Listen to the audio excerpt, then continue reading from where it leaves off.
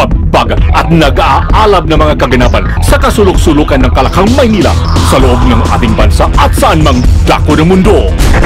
Naglalagablab! Katatampukan ng mga pambihirang kaganapan na bumabandera sa mga police blotters, mga kulay dugong pangyayari na nakakagimbang at mga nakakatawang pansing eksena na tiyak na pag-uusapan. Naglalagablab! At narito na ang naglalagablab na mga balita sa DZXL 558. Naglalagablab sa 558. Tuloy ang mga naglalagablab na balita, mga kasama. Ngayon pong sigurado na ako, Miyerkules, Mayo 28, ako si Buddy at Rod. Kasama Rod matapos ang pag-atras ng 14-wheeler truck sa tatlong bahay na atrasan sa may Taytay Rizal. Yung kwento natin, ganyan umaga ba ito? Kahapon nangyari. May isa na naman truck na sangkot sa aksidente kanina umaga. Sugatan sa pagbagsak kasama Rod, mga kasama ng 10-wheeler truck ang mag-asawang hindi pa nakikilala. Ito po yung dyan sa may gilid ng South Luzon Expressway, nabalitaan nyo na siguro. Matapos ng insidente sa bagay ng Susana Heights, Alabang, Muntinlupa. Galing Cabuyao, Laguna at patungong warehouse sa may Masinag, Antipolo, ang truck nang mawalan daw ng preno. Ang nagmamaneho si Mark Mendoza. Dahil dyan, dumere-diretso na ho yung truck sa gilid ng SLEX at bumagsak sa mga kabahayan. Sa dalawang bahay na nabagsakan, isa ho yung malubhang nawasak sa mga bahay na yun. Pero yung sugatan sa pagbagsak, mag-asawa. Wala pa raw pangalan so far, ha? Ito naman yung mga biktima. Sana hindi ganun kalakas yung tama dito. Pero sino may kasalanan? Yung truck o yung driver? Parati na lang preno ang binubuntong nila. Sinasabi parating nawala ng preno. Kadalasan ganyan Pero paminsan yung problema dyan, kulang sa tulog yung driver o lasing. Pero baka yung nawala ng preno, hindi yung sasakyan mismo, kundi ang walang preno yung driver. Yun ang problema doon. Pag yung driver. SPD naka-alerto sa pagbubukas po ng klase. Ang detalye kasama si Joyce Adra. Joyce, iradyo mo. Nakado na ang pwersa ng Southern Police District para sa pagbubukas ng klase sa Lunes. Partikular na magpapakalat ang SPD ng mga tauhan sa malalaking paaralan sa Makati, Pasay, Taguig, Las Piñas, Parañaque at Muntinlupa. Sumanib din ang SPD sa Brigada Eskwela ng Education Department kung saan kaakibat nito ang paglilinis sa mga paaralan at pag-repair sa mga sirang upuan. Sa panig naman ng MMDA, sila ay magpapakalat ng pwersa sa Southern Metro Manila para mga siwa sa daloy ng trapiko at sa kalinisan ng mga kalsada. Kasama mo sa Southern Metro Manila para sa DZXL 558, Joyce Adra, Tatak RMN.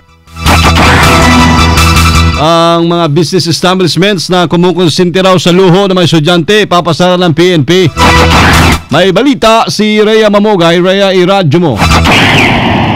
Handa ang Philippine National Police na isara ang mga business establishment na kumukonsinti sa luho sa mga estudyante kahit nasa panahon ng klase.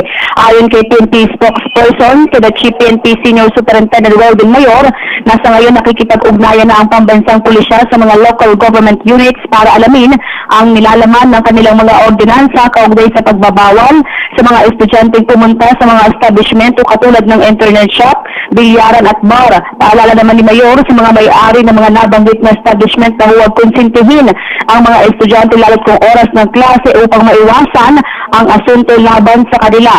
Sinabi pa ni Mayor na bagamat walang nakukulong sa ganitong offense, maaari naman silang ipabawi ang business permit ng mga establishmentong ito upang hindi sila makasira sa focus ng mga estudyante sa kanilang pag-aaral.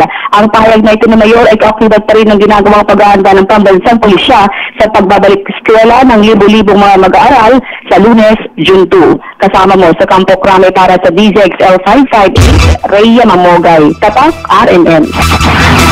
Naglalagablab na mga balita. Isa pa kasama Rod. Mahigit 1,000 mag-aaral naman mula sa lugar na sinalanta ng Bagyong Yolanda lumipat sa NCR. Silvestre Labay, iradyo mo.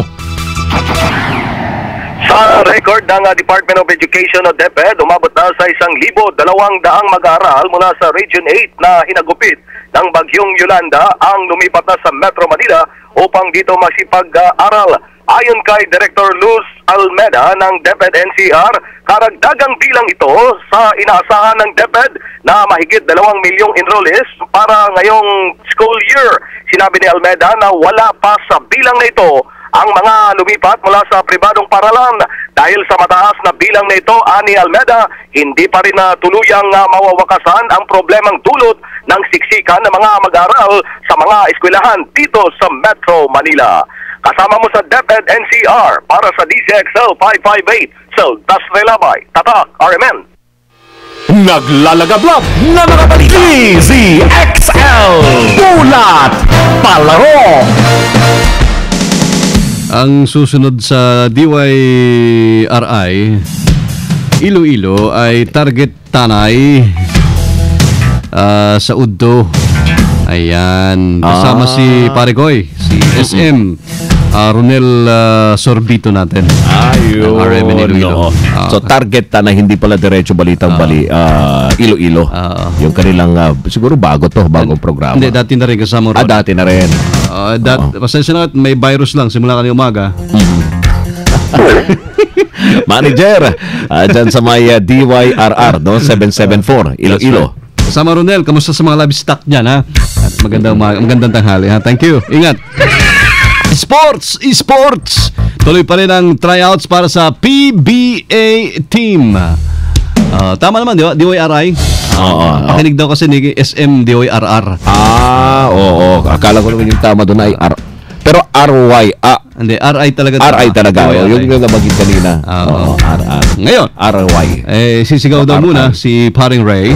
PBA Update. Yon, thank you. Kasama Ray. Ay tuloy ho ang tryouts para sa PBA team. Baka hindi nyo alam, may team na si Congressman, wealthiest Congressman Manny Pacquiao ng Sarangani sa PBA natin, ha? Baka gusto nyo sumali sa pa-contest nila kung anong pangalan ng team ng Kia. Mananalo pa kayo. Nakatutok pang boxing champ sa paghanap daw ng mga manalarong malakas ang depensa. Sino ba malakas ang depensa dito? Yung maraming excuse, alibay. Ano lang yun eh. Iba pala. Kasama ko sa mga nag-try out ang kapatid niya na kilala mo si Bobby? Bobby. Kapatid ni Manny. Boxer din yan, di ba? Boxer, tama. At pamangkin yan si Rene Pacquiao. So yung mga nag-try out sa basketball team ni Manny ay si Bobby, kapatid niya, at ang kanyang pamangkin na si Rene. Ayan. Tumanggi naman ang pound per pound king na ipakilala ang kanyang assistant coaches, pero nangako itong ilalabas ng listahan kapag kompleto ng players ng team niyang Kia Motors. Sige. May mga ginagawang liga din ito.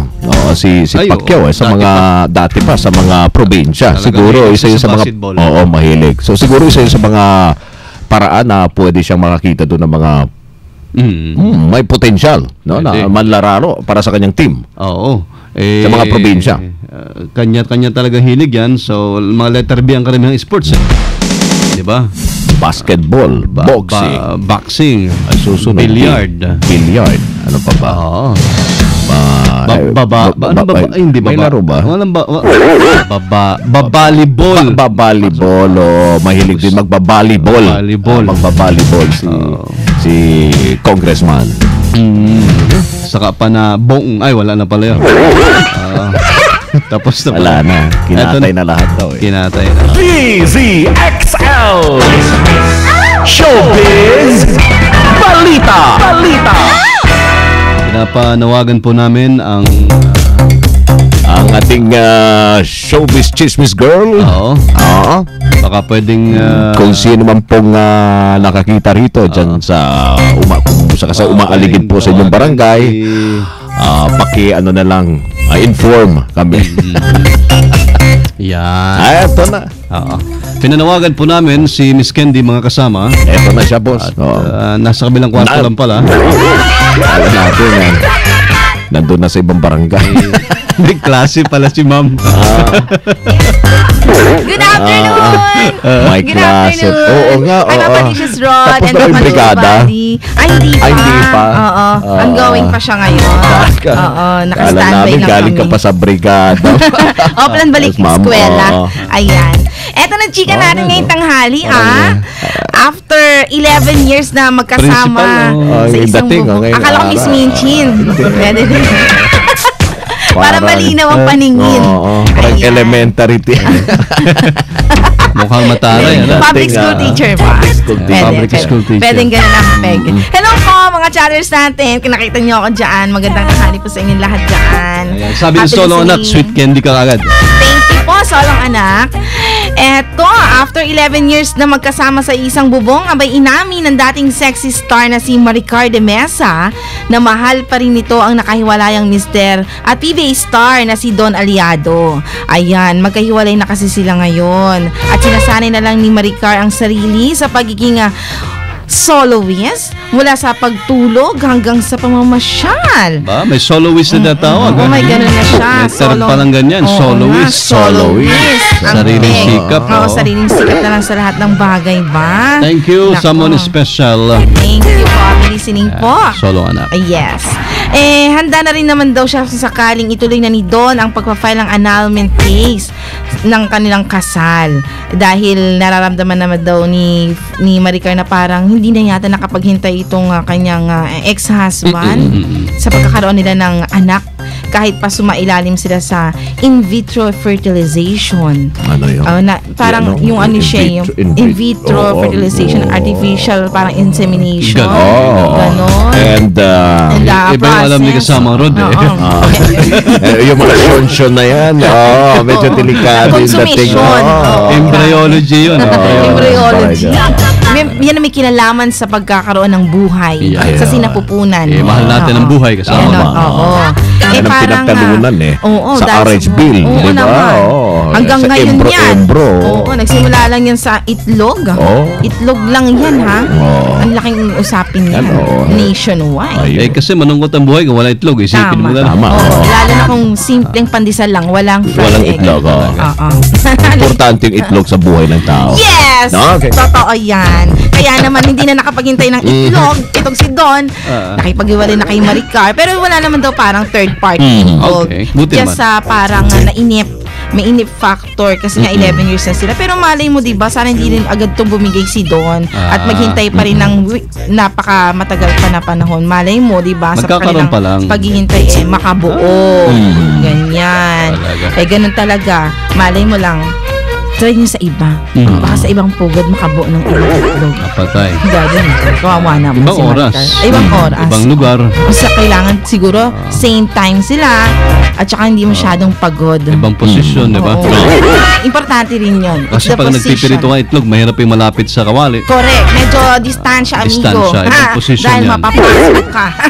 Ayan po ang ating latest showbiz chika ngayong tanghali. Kahit na nagkahiwalay na, mahal pa rin niya. Diba? Ito ba nag-iisang Dakila, Miss Candy, Tatak RMN. Thank you, Miss Candy. Yep. Hindi gasgas, hindi umatras, medyo madulas.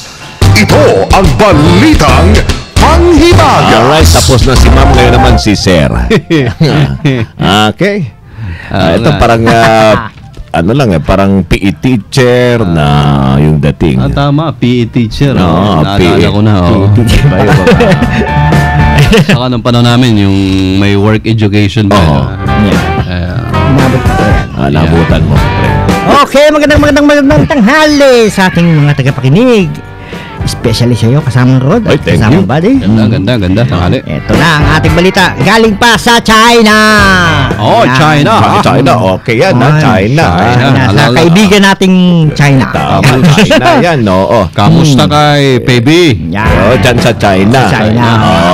Ibig kain na mo. Osing kaulo. Mais sa China. Chinese, mais. No, mais sa Chinese. Mais? Oo. Mais? Oo. Ano ba yung mais? Popcorn.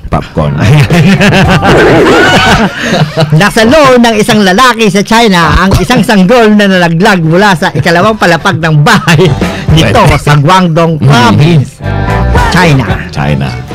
Nakunan sa video ang lalaking nagpakilala lamang bilang Mr. Lee habang inaabangan nito ang pagbagsak ng isang taong gulang na bata mula sa bintana ng ikalawang palapag ng kanilang bahay. Naglatag naman ng cardboard ang iba pang mga nakasaksi para masalo ang bata kung sakaling nasalo. hindi ito magawa ng lalaki. Pero nakaligtas naman ang bata nang bumagsak ito sa braso ni Mr. Lee. Nasalo. At agad namang naibalik ang bata sa kanyang ina. Pag dito sa Pilipinas, milagro yan. Oo, himala na yan. Di ba, misteryoso, parang dati marami rin mga bata na nasalo mo rin ba? Lahat nasalo ko sila. Lahat sila sinalo ko. Alam patos, ha? Walang sablay yan. Sablay. So, hindi mo na ginamitan ng cardboard? Hindi na kailangan pa ng cardboard. Okay, mga braso lang talaga. Braso lang talaga. Ayos ka talaga. Hindi pa alam ng mga otoridad kung bakit naman naiwan mag-isang bata at kung paano ito nakaakyat ng bintana. Sa China yan. Sa China to. Sa China. Okay. Sa atin, sinasalo ko lang yan. Sinasalo mo lang. Walang sapin. Yan po ang balita pang himbagas ni Misteryoso, ha? Kahit walang sapin, sinasalo ni Misteryoso. Kaya Kayang-kaya. Sabi ni Solo, anak, hanip ka talaga. Ibang klase to. Thank you and magandang tanghali. Anong mais sa China? Popcorn. Popcorn.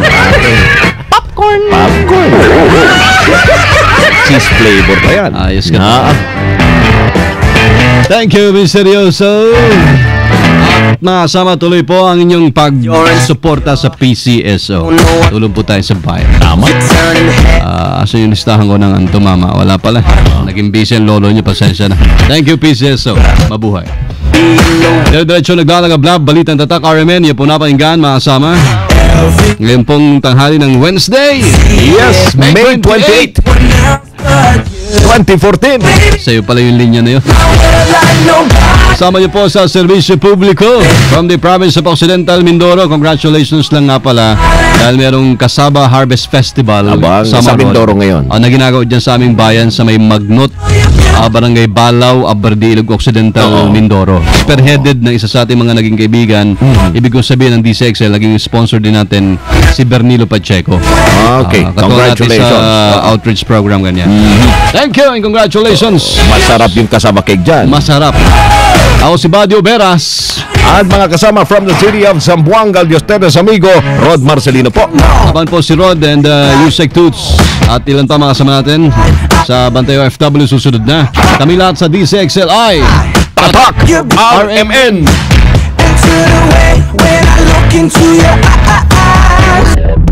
Sumayin niyo ang 15 minutong kalipunan ng mga pinakahuling kaganapan sa Kalakang Maynila sa ating bansa at saan mang dako ng mundo. Naglalagablab!